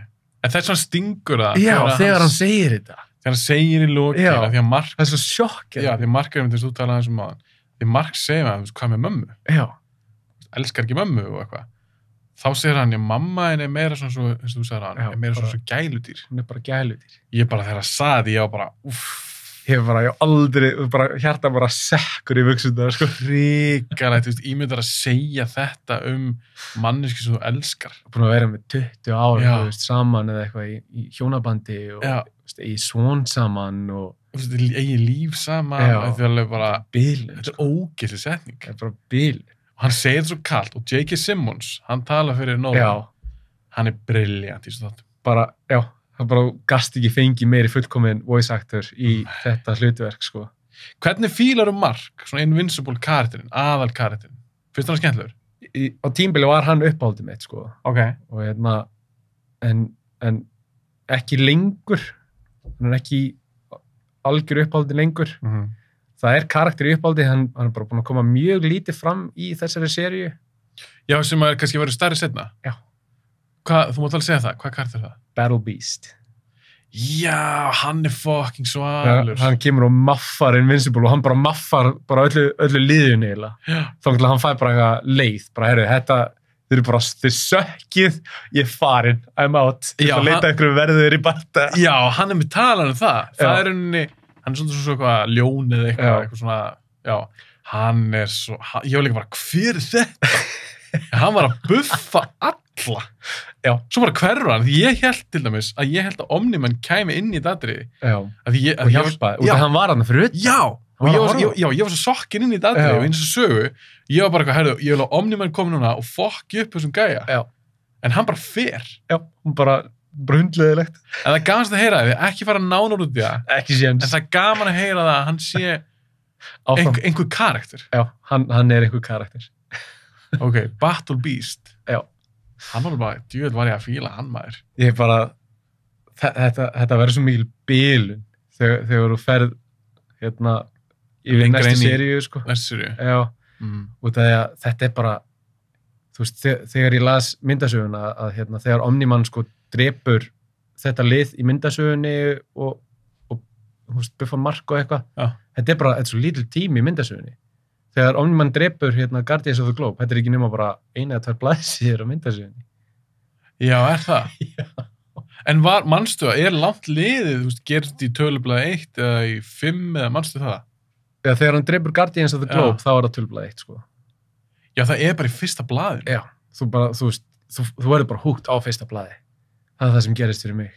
Ég bara las fyrsta blaði, ég bara holy fuck. Ég held kannski að því að svona trade paperback sem ég kaup oft, það sem eru 5 blöð, cirka, í einni bók, þá held ég kannski að það myndi gerast í endan með þeirri bók, í kannski tölublaði 5. Já. En það gerist í tölublaði 1. Já. Að með minni, ég ætla ekki að vera 100% að því, en ég er nokkuð vissum að það hefur verið bara í tölublaði 1. Og það er það sem húkaði mig svo mikið, sko. Mér langar svo að kaupa, veistu hvað þetta eru margar bækur? Ég held að þetta séu 100... Já, tölblöðin. Já. En þú getur keypt svona compendiums, þær eru 3 ár. Þær eru bara... Þykkar. Já, þú veist, fyrir þá sem sjá ekki YouTube, að, þá myndi ég segja að það væri alveg svona 30 cm þykkt, sko. En það er svo leitt að lesa. Skilur, þetta er ekki... Já, þetta er svo mikið, sko. Þetta er svo mikið, þetta er þungt. Já. Ég á akkurat, númer 2? Já, er það ég ætla að lesa þetta? Já, þú veist... Fletta blaðsjónum Þegar þú dettur inn í að fletta, sko, þá gleymir þessu, sko. Ok. Og það er líka gaman að vera svo mikið, sko. En svo nota ég þessa bók, og það ég er ekki ennþá að köpa mér inn í ræktina. Þá er ég með þessa bók og nokkrar aðrar bara sem, sko, handlóð, bara í bakbók. Og hún er alveg heift í henni, sko. Já. Þú veist, það er alveg heift í þessari bók. Og þú getur notað þess að bara æfa. Já, ég er bara að taka bicep curls hérna bara með Invincible bókinni. Invincible bókinni. Já, ég er svo vissum ég að detta inn í sögunar. Já, ég mæli svo mikið með þeim. Þær eru svo ótrúlega góðar, sko. Já, mér finnst ekki að þessi búið. Já, það er bara, þú veist. Þið langar svo að segja eitthvað sem að... Endurinn er svo góður. Þetta er svo erfitt og það ég er náttúrulega búin að fylgjast með þessu bara, þú veist, frá 2008 ég er búin að vera svo lengi að fylgjast með þessu og vissi þetta er geggisaga já, og þú veist, það hlustar enginn á mig og svo loksist þegar þetta dettur inn á Amazon og svona og verður allt brjálað og núna vil ég alltaf bara leysa skjóðinni já, algjörlega, því að líka þeir fengur svo svakalega góða dóma já, það er nefnilega málið, sko fengur bæði, er ég nokkuð vissum þeir fengur góða, bara svona professional gagnrýnendur, dóma fyrir þeim, góða og líka bara fyrir fólki já. Ég held sem að 8,7 eða eitthvað á IMDb Já, pældi því það er rosalega hátt já, minnum mig líka það, hvernig fannst þér Alien the Alien einiði mér fannst það skemmtilegur Seth Rogen sem er að tala fyrir já, Rogen og Emma Goldberg framleiðist þetta já, það já, þeir hafa framleitt þetta er sérst Superbad-gaurinnir já skrifuðu Superbad ég vissi að þeim langaði að búið til sko live action mynd en ég vissi ekki að þeir framleitu þessa þetta þeir framleiði þetta og þeir framleiða líka Preacher þetta nei já, þeir eru alveg svona comic book nördar sko já, ég er enda að vissi það fyrir sko eftir að Seth Rogen lék í hann lék í einhverju ofurhetjumynd hvað hét hún? Green Phantom nei, þú ert að tala Green Hornet já, Green Hornet já. Hornet hann leik í þeim þeirri mynd tjóðlega lélega mynd hún var þetta ekki góð mér var samt Christoph Waltz skemmtlur í henni já, vondakallin já hann var svona skemmtilega aðsnálur í henni já, það er alveg rétt sko en bara hvað minn álmáttu sko.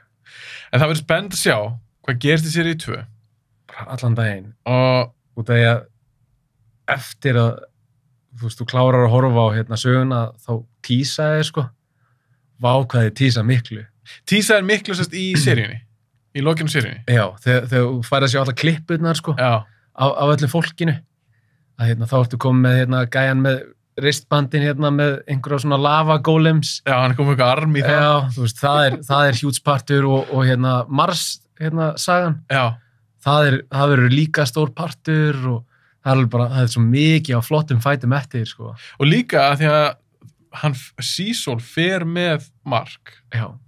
Í eitthvað svona leynaherbyggi já. Mér finnst það líka þetta hvíta herbyggi já, sem við sjáum í rauninni ekki já, það er líka bara svo cool hvernig hann útskýra bara já, við erum búin að, þú veist, gefa bara allir í þjóðinni og eitthvað heiminum, þú veist, eitthvað vatn skilur sem er með klóri eða einhverju drasli í þá sjáum við ekki einhverja ákveðna bylgjulengd eða eitthvað og mér finnst það mjög áhugavert að hann er svona kveikir síðan ljósin þá er alls konar dótan í gangi eitthvað svona classified dæmi já, þú fær líka að sjá svona tiny brot það sem þeir eru að reyna að koma Immortal aftur í gang já, en eins og með hann, ég var aðeins að spyrja út í Immortal já, því hann virkar alveg öflugur já, en Omniman samt fokka hann upp tvisvar já, er hann, þú mátt svara þessu ég skal svara Immortal, þetta er kannski smá spoiler fyrir þá sem að þekki ekki teiknisögurnar. Já. Verður hann alveg eitthvað karakter? Já, hann verður karakter. Já, ok. Þú veist, ég held að nafni geða líka pínu til að kynna. Já, því hann er ódrepandi, ódöðlegur. Og ég veit ekki hvort það sjáast mikið á andlitinu en það er búið að tísa að hann geti verið mjög fræg svona sögupersona í sögu Bandaríkjanna. Og það er náttúrulega búin að vera svo uppi svo lengi, sko. Já, hann er búin til svo lengi. Já. Var ekki eitthvað, mér minnaði að vera atriði með honum, var þetta ekki þegar Lincoln var skotin eða eitthvað svoleiðis? Yes, sir. Það er Immortal. Átti hann að vera Lincoln? Já. Hann átti að vera Lincoln? Hann átti að vera Lincoln, sko. Áhugavert. Mér finnst það geðveikt kúl. Út af því að, bara eins og ég segi, bara allir karakterinn fá svo mikla baksu. Þetta er bara rugl. Já. Þú veist, eins og karakter eins og Immortal verður bara gefið áhugaverður og líka það er alltaf frábært atrið með honum þegar þú veist Spider-Man knock-off villainin kemur sem er með vélarvængina og hann er með einhverja sprengju og bara neglar hann út í game herðu, sér maður hann ekki síðan setna já, þegar hann hendur hann í game svo sér maður setna, ég var bara, er þetta ekki gaurinn sem hann hendur í game? Já, akkurat í Marsinu þegar Mark er að... Já, í Marstóttunum þegar Mark er að elda flögina, gameflögina, þá sér maður hann ekki svífa bara. Ég var bara eitthvað svífa út í game. Við varst það gott svona payoff við djókið sem sett upp fyrir. Já, þetta er bara, þú veist, það eru til svo mikið af svona litlum djókum sem eru bara funny as fuck, sko. Hvernig fílaði þú að svona 2 konur í hans lífi? Já. hjá Mark, alltaf fyrir mömmu hans. Já. Það er ekki Atomic Eve. Adam Eve. Adam Eve, já. Adam Eve og Amber. Já. Hvernig veistu þær? Sko, Adam Eve hefur verið svona eina mínum uppáhalds kvenofurhetjum, sko. En,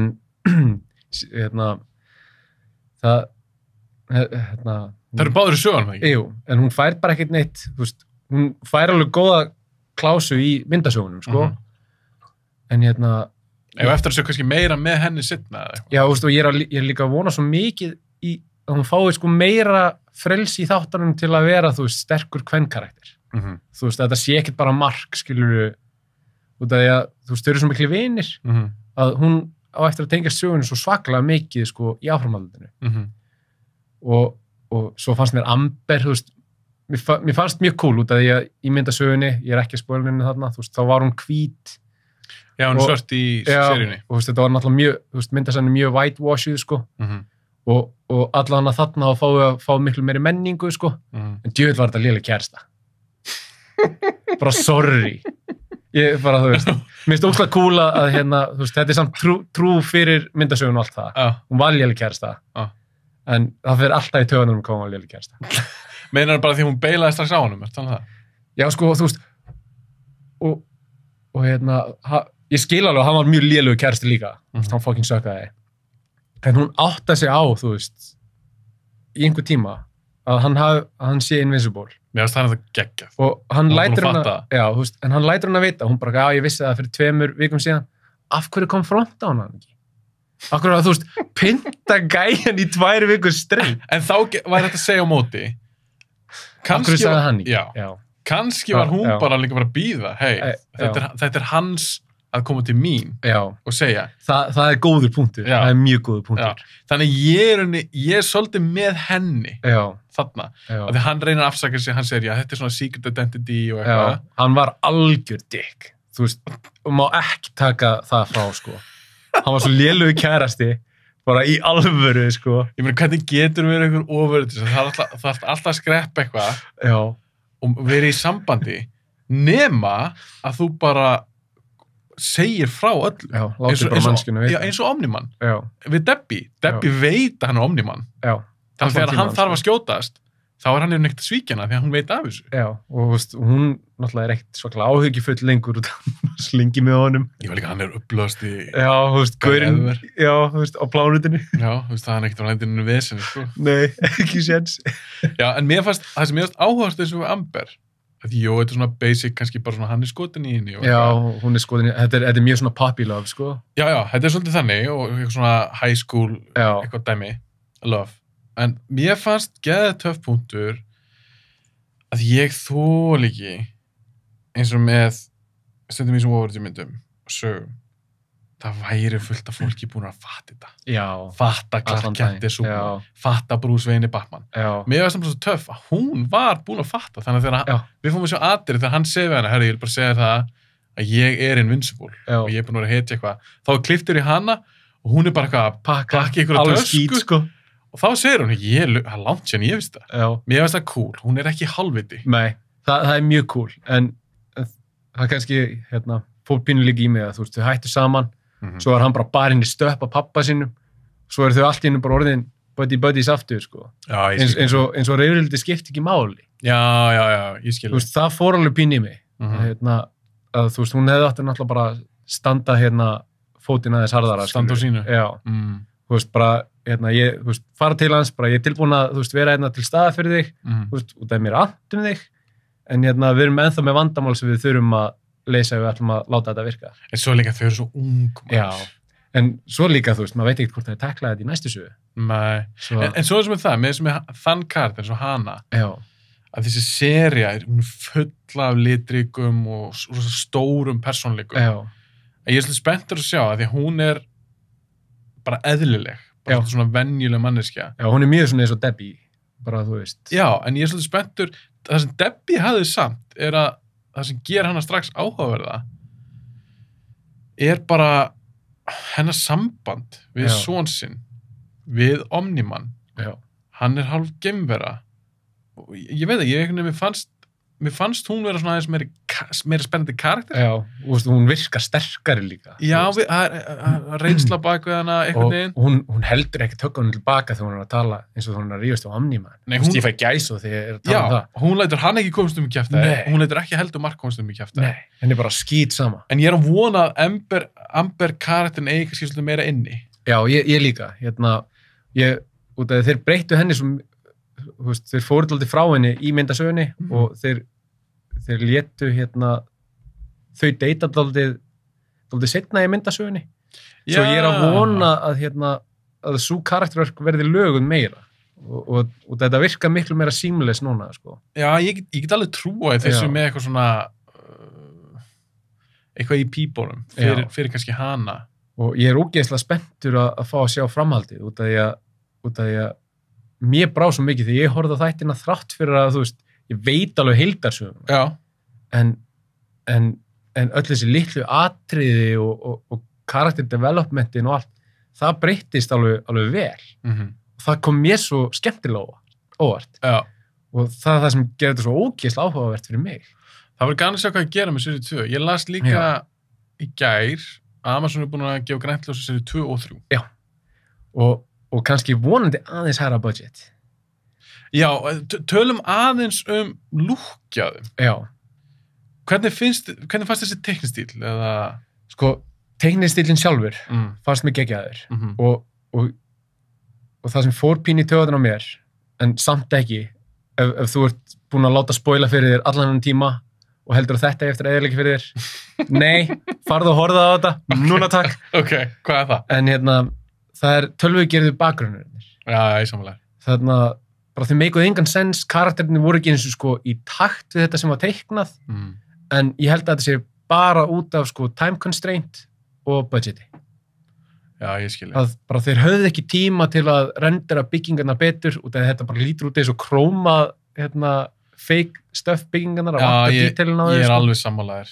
Og svo þegar þú tekur eftir því, eins og fyrsta Flaxen Invasionið, þegar þeir stíga út úr hliðinu, þeir eru allir alveg eins og þeir lappa allir í sama takt og þeir eru geðveikt tölvugerir. Já.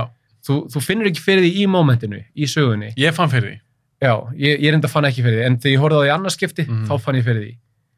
En ég veit líka að þetta var gert út af því að þeir vildu eyða öllum tímanum og peningnum í stóratriðin, eins og, Guardians of the Globes, þegar hann dreipið þau og þegar hann murkar lífið úr sínu sínum. Já. Maður sér alveg við svona, það er flottar atriði. Já, og það animation er bara ótrúlega flott.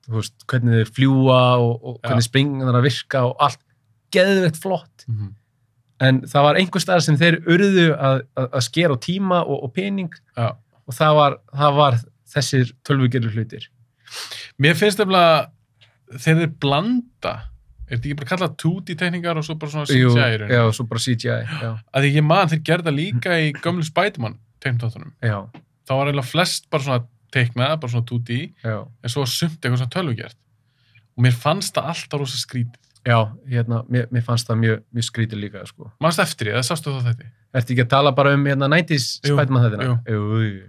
Þeir voru geggjaðir, sko. Geððu ekki þættir, en þú fattar hvað við? Já, ég veit alveg hvað þetta er, sko. Það voru kannski tölvugjur eitthvað á bakgrunna eða einn og einn karakter eða eitthvað vélmenni eða eitthvað. Minni mig. Og mér fannst þetta pínuskrítið. Svo horfði ég á Invincible. Þættir frá 2021. Já, og þetta er svipaði fílingur.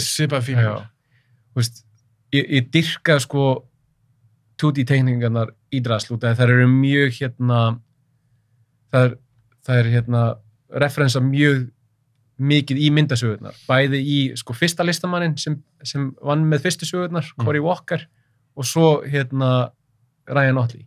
Ég var ekki sami gæði sem teiknaði. Nei, þeir það var sem sagt Cory Walker sem teiknaði sko fyrstu tölvublöðin. Og svo var þetta bara ómikil byrði fyrir hann tók þátt í að búa þetta til með með Kirkman. Já, með Kirkman. Og þú veist, hannaði robot og hann hannaði Omni-Man og alla þessa, sko. Og svo náttúrulega bara verður þetta aðeins svo mikið fyrir hann, skilurðu, og sem er synd út að þetta var mjög góð listamaður, sko. En fannst þér, sem tók við, er hann eitthvað verri? Nei, það var hann sem kom mér inn í þetta, sko. Já, ok. Kláraði hann? Já, hann kláraði kláraði síðan eiginlega allt eitt, sko, og svo kom Cory Walker bara og hoppaði inn í, sko, bara, þú veist, þegar hann þurfti pásu og svona. Já, bara kannski 1 og 1 tölublað. Já, en þú veist, það er rosalega gaman út að þetta eru 2 frábæri listamenn. Og bara, þú veist, þetta eru 2 listamenn sem bara heavily influenceðu mig. Það er mjög gaman að sjá síðan, þú veist, basically þeirra stíl, svona massaðan saman í animatað. Það var ógeðslega áhugavert. Þú veist, sérstaklega fyrir gæja sem er búin að, þú veist, stúdera þeirra teikningar bak og fyrir. Já, algjörlega, maður. Með mörgum klukkutímum ég kopía þá til að læra það, sko. En þeir sem kreditar allir 3 sem creators, eða? Veistu það? Ég er ekki viss. Ég held að, sko, Kirkman sé náttúrulega aðal, sko. Já. Og svo held ég að Cory Walker og Ryan Otley fái þá, þú veist, fá einhverja prósentu, sko. Já. En þeir eru ekki náttúrulega... Kannski titlaði sem beint creators. Já. Af því oft þetta, mér finnst mjög eðlilegt, oft þetta gæðin sem að mann sem skrifar og teiknar þið. Já. Bara svona co-creators. Já, ég held, sko, að það kemur ekkert óvart að Cory Walker og Ryan Otley eru co-creators. Þegar, þú veist, þeir eru ekki að fá slæman pinning frá þessu, sko. Þeir eru ennþá að græða á þessu, sko. Mér minnir nefnilega eins og í seríunum, mér finnst þetta svona þegar kemur textinn, titilspjaldið. Mér minnir að Ryan Otley og Cory ég held að það sé 3 nöfn, sko. Já, minnir það, sko. Já. Og hérna, Kirkman er allavega mjög næs með þetta að gera. Ef maður horfir á viðtöl með hann og svona, að hann er alltaf tilbúin að gefa þeim, þú veist... Kredit. Já. Eðlilega, maður. Þú veist, mér finnst alltaf svo cool að gefa listamanninum kredit. Þeir eru oftast þeir sem gleymast pínu. Já, mér finnst það samt svo galið í teikmyndasögum. Já, það er það, sko. Að því að teiknarinn, allt sem þú sérð, er það sem teiknarinn hann er að reyna, þú veist, að skapa umhverfið og hann er að reyna að láta allt make a sense og... Mér finnst líka svo skrítið, ef við berum saman bíómyndir, til dæmis, ég hef aðeins pælt í þessu, og teikmyndasögur. Í bíómynd, sem bara komið einhvern Steven Spielberg mynd, svo sem skrifar, fær minna kredit. Spielberg fær allt kredit. En í teikmyndasögum, þá er þetta öfugt. Já, þá er hérna rithöfundurinn sem fær flest kreditið og svo er listamaðurinn í öðru sæti. Sko. Já, svo sem sér visual hliðina, fær ekki smikið kredit, en sem er svo skrítið. Það er mjög spes. Að því teiknarinn er að teikna allt upp og hann er kannski með rammana, þó kannski pennin er búin að setja kannski eitthvað upp, þá er það samt teiknarinn sem tekur handritið og sýnir síðan okkur, þetta er mín túlkun af því. Já, og þú veist, og það er mjög mikið talað að rithöfundur reyna að leikstýra líka, sko, með að segja, þú veist, svona vil ég að senan verði og þetta, sko. En handritshöfundar gera það líka í bíómyndum. Já. Oft, sko. Akkurat. Og svo það teiknarinn að tala við, þú veist, handritshöfundin oft bara eitthvað herðið, þú veist, þetta meikar ekki sens. Já. Þú veist, þú getur ekki bara farið og gert, þú veist, hérna, oft þegar þú ert að gera myndasögur og ég lendi í þessu oft bæði sjálfur og þegar ég fæ aðra að senda mér handrit myndasögur að hafa, sko, 2 actions á blaðsíðu, það er ekki hægt. Þú getur ekki látið einhvern gæja, sko, snúa hausinn og vinka. Nei. Þetta þarf að vera, sko, bara, þú veist, þetta þarf að vera 1 action á panel. Já. Og svo þarf þetta að leikstýra því þannig. Og svo þarf þetta náttúrulega að láta, þú veist, teiknakarakterinn og svo þarf þetta að láta hann leika. Og þetta er alveg process. Ég meina, þú sem teiknari, þú ert svolítið leikstjórinn í teiknandasögunni. Það er svo skrítið að teiknari fá ekki svona eins mikið respekt. Já, mér hef alltaf finnst þetta að vera pínu áhugavert, sko. En ég er mjög fegin að vera með strákunum í landverðinum og þeir gefa mér mjög mikið kredit. Já, auðvitað undirtekningar. Akkurat, svo að þú veist, ég er náttúrulega mjög heppinn með það að gera, sko. En eins og í Ameríku svona, þú veist, þá er bara listamaðurinn bara borgaður til að koma þann inn á og hann, þú veist, fær kannski 10 skall á blaðsíðu og svo fær rithöfundurinn eignarréttin oft, sko. Já, ég held samt eins og með Image, þegar Image Comics var stofnað, þeir gerðu svo mikið upp á því að ef þú skapar þetta, það átt þetta. Já, það var svo cool með Image að þetta voru náttúrulega allt hérna listamenn sem stofnuðu. Allt listamenn, og þeir voru svo perraðar úti, þeir voru kannski að vinna fyrir Marvel. Eins og Todd McFarlane, hann bjóð til Venom til dæmis. Akkurat. En hann á ekki karakterinn. Nei. Marvel á karakterinn. Já. Þannig að honum fannst það svo leiðilegt að þú veist að skapa eitthvað. Þess að byrja, hann einn af þessum stofnaði mitt Image. Já, akkurat. Var ekki Jim Lee líka og fullt af gaurum. Já. Og líka, hvað heit hann, Rob Liefeld, sem gerir Deadpool. Já. Hann stofnaði með þeim. Það er ekki rétt sem er. Jú. Þeir voru nokkuð, þeir voru 5 skörur eða eitthvað. og þeir gera svo mikið upp á því bara, herru, þú átti þetta sem listamaður Já. og mér finnst þetta að vera svo þetta aðeins að breytast sem til eins betra Já. að þeir sem að skrifa að gefa teiknarunum Kredit. bara co-creator Já. kredit Mér finnst það líka að vera svo mikilvægt, sko, út af því að sammála. og sérstaklega þú ert komin á hann indie-markað eins og ég er náttúrulega að spila mjög mikið. Ísland er náttúrulega mjög mikið indie-comic-markaður. Já, miklu minni markaður. að þú fáir þá kredit út af því að þú ert að setja á þessu marga hatta líka. Já. Þetta er ekki svona eins og er úti, þú ert að vinna í Marvel, að þú bara, skissar blaðsíðu, þá ert þú bara búinn. Já. Svo kemur bara einhver annar og blekar hana, svo kemur bara einhver annar og litir hana, svo kemur einhver annar og smellir orðunum minni. Já. Þú veist. Þetta er allt sér titill. Og svo þegar það er komið, þá þarf að koma einhver annar til að gera þetta tilbúið fyrir prentun. Þá er náttúrulega að setja blaðsíðinu upp svona, skilur, svo að passi við þennan ramma og jæra. En þú gerir alltaf ekki? Jú, ég þarf að setja alla þess aðt á mig. En það er alltaf gríðvæg vinna, við komum að sinna það með síðast það Já, það er svaka vinna, sko. Það er svaka vinna. Og stundur reynir að gera allt í hollum, sko. Oft teikna ég allt í hollum og þá er ég búið með teiknarahattinn og þá setja ég á mig litarahattinn og lit ég hollum og svo stafa ég í hollum og þetta er alveg svaka. En það væri að spyrja, bara svona í lokin, höfum þetta bara svona styttir það átt. Já, endilega.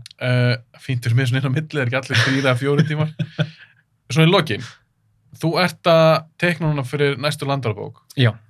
Og ég fylgir Instagram og það verið ganga vel að teikna fyrir bókina. Já, og postar ofta einhverjum myndum. Já, ég reyna að vera mjög svona consistent. Já, hvernig gengur þetta? Þetta gengur nokkuð vel. Ég er pínu tæpur á tíma núna, sko. Og það ég er líka að vinna í gen, þessar Einmitt. Það er flottu sögu. Og og mér langar pínu að reyna að gefa báðar út þetta ár, sko. En ég held að landverðinir, það verður allavega í þetta ár, sko. En þetta er svaka mói, sko. Þetta er alveg bara... Þetta er svo mikil vinna. Já, þetta er, þú veist, ég náttúrulega bara fer í eina vinnuna mína og tek, þú veist, viku 12 tíma vinnudag þar og svo bara fer ég í fríhuguna mína og tek hérna 12 tíma vinnuviku þar. Það er alveg, þú vinnur líka annars staðar. Já. Þú ert ekki bara 100% teiknari. Nei, ég er þannig séð ég ger alltaf grín, sko, í fyrra þá var ég 200% vinnu, sko. Og það ég var í 100% vinnu og svo landvörðun sem var 100% vinna. Já. Og núna er ég í 300% vinnu. Og það ég er að reyna að gefa 2. En þú voru að reyna kannski slaka á inn á milli? Já, maður reynir það nú. Það koma svona dagar þar sem að þú bara stendur ekki upp úr rúminu og þú bara, já, fuck it. Ég ætla bara að vera hér og ég ætla ekki að reyfa mig. Ég vil ekki brennir út, maður. Nei, ég er að passa mjög mikið á því þetta skipti. Ég var mjög nálægt í seinast ár. Ég ekki trúi því. Það kom náttúrulega bara dagar þar sem að landverðinir eru bara að vera tilbúinir bara í gær. Já. Og þá bara settist ég niður og tók bara 18 tíma vinnudag og bara hamraði 3 monstera bara, þú veist, yfir daginn, skilur, og svo bara svaf ég í nokkra tíma, vaknaði og hamraði öðrum 18 tímum og drakk fleiri monstera og það var skelfilegu mánuður. Það er ekki gott, maður. Nei, það var svakalegu mánuður. En við vonum alltaf að þú brennir ekki... Í þetta skiti? Nei. Ég er að passa mig mjög mikið núna. Núna er ég bara í 8 tíma vinnudag. Já, bara... Það sé hvað eðlilega. Bara 8 tíma vinnudag. En já, ég er duglegur að gefa mig pásur þegar ég þarf og ég er svona að passa mig að stressa mikið og mikið yfir þessu, sko. Þú veist, ef ég næði þessu ekki tíma þá bara sorry, sko. Það bara nærði þessu ekki, maður. Já, þú veist, ég reyndi. Já. Þú veist, ég gaf allt í þetta bara, þú veist, sem var, þú veist, andlega holdt fyrir mig sem listamann. Já, algjörlega. En ég er spennt að sjá því, ég meina Landarbókin nr. 2, vondið mitt kemur núna út í ár. Já, landverðirnir Íra, þá tökum við nýjasta landverðin sem er stelpa. Já, og hún er með svona frostkraft eða ekki? Jú, og ég get alveg sagt að þetta eitt af skemmtlust karakterum sem ég verið að teikna bara undanfarið. Gekkja maður. Það er svo ógeðslega gaman að teikna hana. En þetta, veistu það, þetta svínlúkur hér, minnst þú geðveikur teiknari. Og takk kærlega fyrir það, maður, og þú ert frábær intervjúur. Takk fyrir það. Við endum að hrósa okkur öðrum. En svona í lokin, alveg í lokin, blaðið sem gafst mér. Já. Myndarsögur. Myndarsögur. Hvað er hægt að kaupa þetta? Það er hægt að kaupa þetta í auðvitað Nexus. Nexus, frábærbúð. Og flestum bara bókabúðum, Eymundsson og öðrum.